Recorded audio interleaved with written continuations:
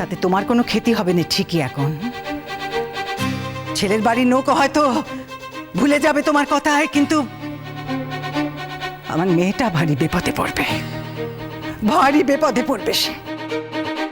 হয়েছে হয়েছে, অনেক হয়েছে। হ্যাঁ, বিয়ে করে আমি বউ তো আনিনি, মাস্টার নিয়ে এনেছি। আমাকে যে মানুষ করবে। হ্যাঁ, থামো দেখিনি তুমি একটু। কেন থামবো গা? কেন থামবো আমি? নিচে কথাগুলো কেন বলেছিলে তুমি? এটা কি তোমার অ্যাকাউন্ট নাকি? বসুমতী, তুই চুপ কর না। ঠাকুরপাটা শুভ কাজে যাচ্ছে, অশান্তি বাতাস না তো। এমন ধারা অশান্তি কিন্তু আমাদের সংসারে ছিল না বৌদি। দাদা তার নিজের শখ মেটাতে পাহাড়ে গিয়ে আমার সংসারে 12টাটি একেবারে বাজিয়ে দিয়ে গেলেন।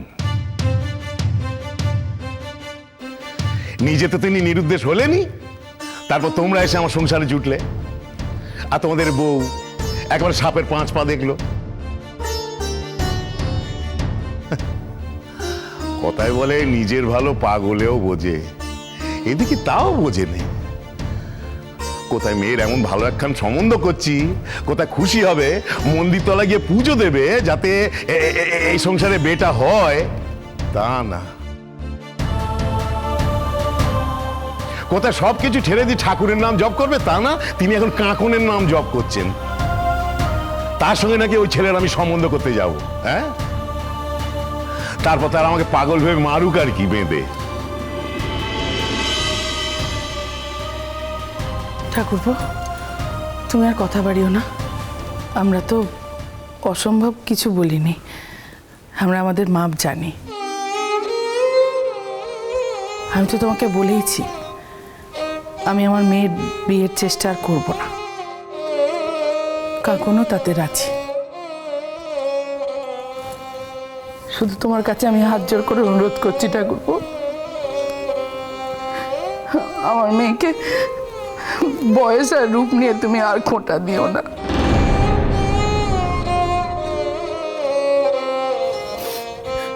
ও যখন বলেই দিয়েছে যে বিয়ে করবে না, তখন বয়স আর রূপ নিয়ে খোঁটা দিয়ে কি লাভ বলো? তাই বুঝেছি বুঝেছি, তোমাদের গায়ে লাগছে। আর আমিও যে বাবু কেন কথা কইতে যাই, আমি তো কথা কইতে চাই না, কথা যেন কইতে না হয় বৌদি। হ্যাঁ, আচ্ছা বৌদি, এমন দিন আসুক না যেদিন আমায় কোনো কথা কইতে হবে না। হয়তো শিখছে তোমার মেয়ে ঠাকুর গড়া। তোমার তো দিন আসছে গো বৌদি, একেবারে পায়ের উপর পা তুলে করে মহারানীর মতো বসে থাকবে। হ্যাঁ, তোমার মেয়ে কাঁড়ি কাঁড়ি টাকা আনবে ঘরে, 7 মহলা বাড়ি উঠবে তোমার।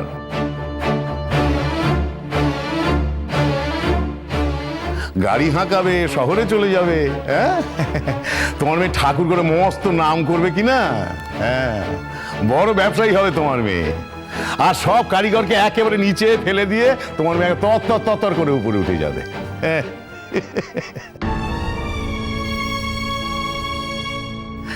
বৌদি, সেদিন আমাদের একটু মনে রেখো, তাহলে ধন্য হবো আমরা। হ্যাঁ, ইরে কাকন, মনে রাখবি তো মা?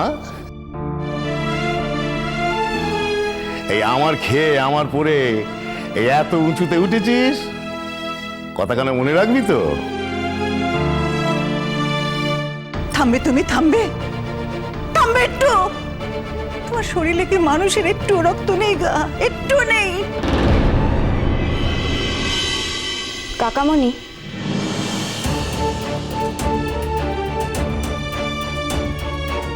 যদি ঠাকুর সত্যি আমাকে দিন দেন, তাহলে হয়তো একদিন সত্যি আমি। কি বল বল, শেষ কর। এতদিন তো রাজার ঘরে বেহার স্বপ্ন দেখেছিস, এখন আবার নতুন কি স্বপ্ন দেখছিস বল শুনি, বল। বললাম তো কাকামণি, তুমি তো আমার গুরুজন। তুমি যখন আমাকে আশীর্বাদ করেছো, তখন তার ফল তো আমি পাবই। তুমি দেখো, একদিন না একদিন তোমার কথা আমি ঠিক রাখতে পারবো। বড্ড বলচাল হয়েছে না? হ্যাঁ, বড্ড বলচাল।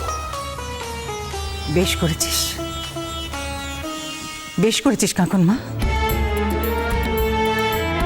ঠিক জবাব দিয়েছিস তুই, ঠিক একেবারে মনের মতন কথা বলেছিস।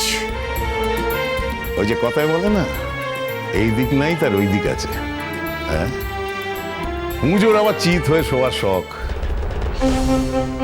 অন্যের পয়সায় বাঁচছে তাদের আবার কথা শোনো।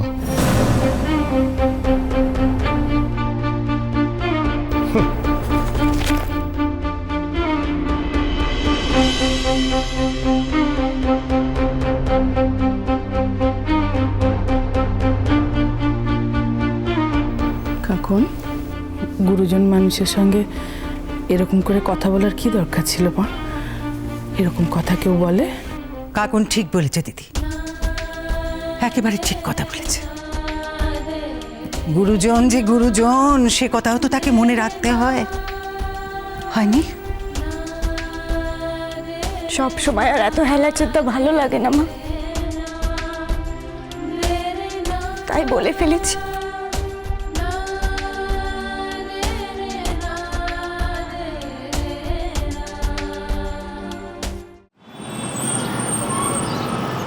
কটা দিন আমি ঘর ছিলুম নি, আমার 14 গোষ্ঠী একদম উদ্ধার করে ফেলেছে বগ্নবাপ।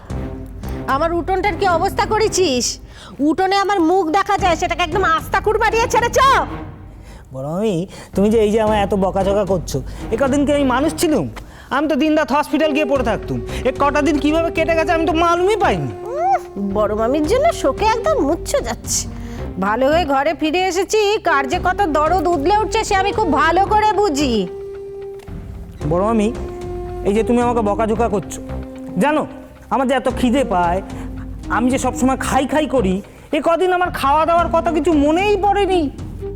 বগ্ন, তোর খুব বাকতাল্লা হয়েছে বুঝেছিস? তাড়াতাড়ি করে হাত চালা, বেলা কোথায় ঠেকেছে জানিস? রান্না বসাতে হবে না, বক বক বক বক করে একদম কান ঝলমলা করে দিচ্ছে।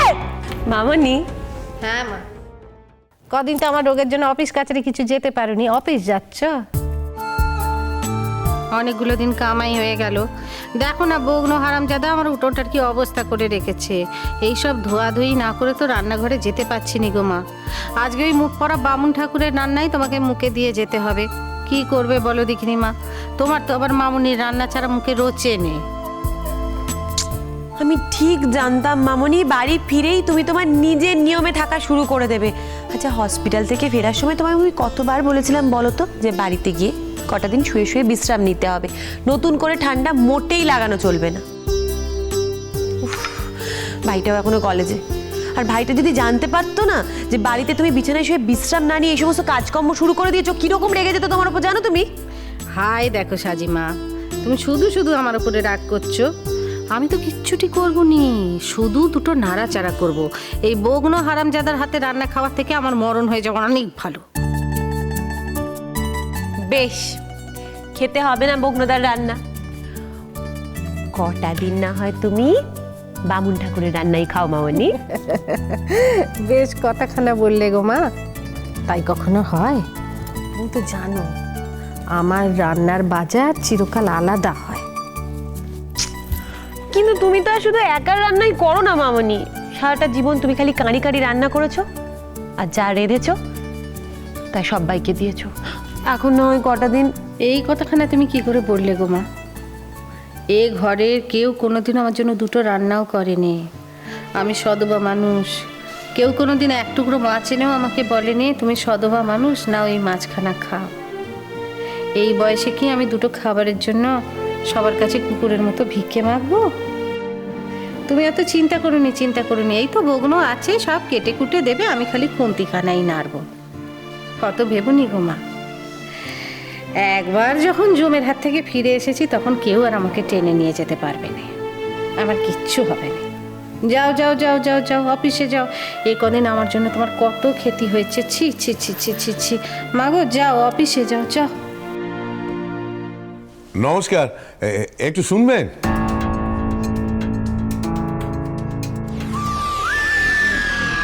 নমস্কার, একটু শুনবেন?